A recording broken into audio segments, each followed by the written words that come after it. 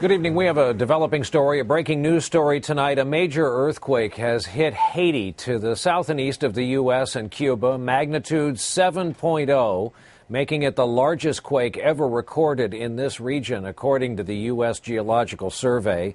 The epicenter, we're told, very close to the capital city of Port-au-Prince. Because details at this hour are sketchy, NBC's Ron Allen has been pulling together all of the latest developments from our newsroom in New York. Ron, good evening. Brian, the situation in Haiti sounds worse with each report. Thousands of people may be dead. The epicenter of the quake just 14 miles from the capital, Port-au-Prince. A shallow quake some 5 miles deep, which is likely to make the destruction even more widespread. The first scenes of devastation believed to be from the area are emerging on Twitter, along with reports of buildings down, people dead and injured trapped under the rubble. Reports say the sky is gray with dust, houses have fallen into a ravine. People are running through the streets with children in their arms. A hospital apparently has collapsed. We were able to reach Luke Renner, an aid worker with Fireside International, who is near the capital. The very first thing we noticed was that our entire home was just moving around us as if it were on some sort of gyroscope. We have heard from some of our friends that there's been some more damage in Port-au-Prince than we've seen up here. Interior wall damage.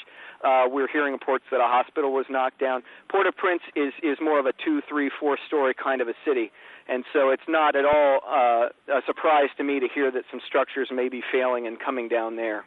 After that interview, Renner sent this video. I was inside the house playing with a lot of kids, and then I felt all the house is shaking with me. Even the couch I sat on, I felt it shaking with me. The U.S. Geological Survey says it was the strongest quake in the area since the 17th century. The shaking reached an intensity of 10, the highest on the scale, and it lasted about 1 minute. Based on our estimates of ground shaking, approximately 2 million people were exposed to very heavy ground shaking, expected to have very severe damage. A family in Miami anxiously tries to call relatives in Haiti. It's too much for Haiti. Cell and landline phones are down. Haiti is one of the poorest nations in the world and difficult to reach even during the best of times. Haiti's ambassador has sent out an SOS for American help. We will be providing both civilian and military disaster relief and humanitarian assistance, and our prayers are with the people who have suffered, their families, and their loved ones. A local tsunami warning is in effect, and several aftershocks, some up to 5.9 magnitude, have rocked the area. More are expected as night falls. Brian?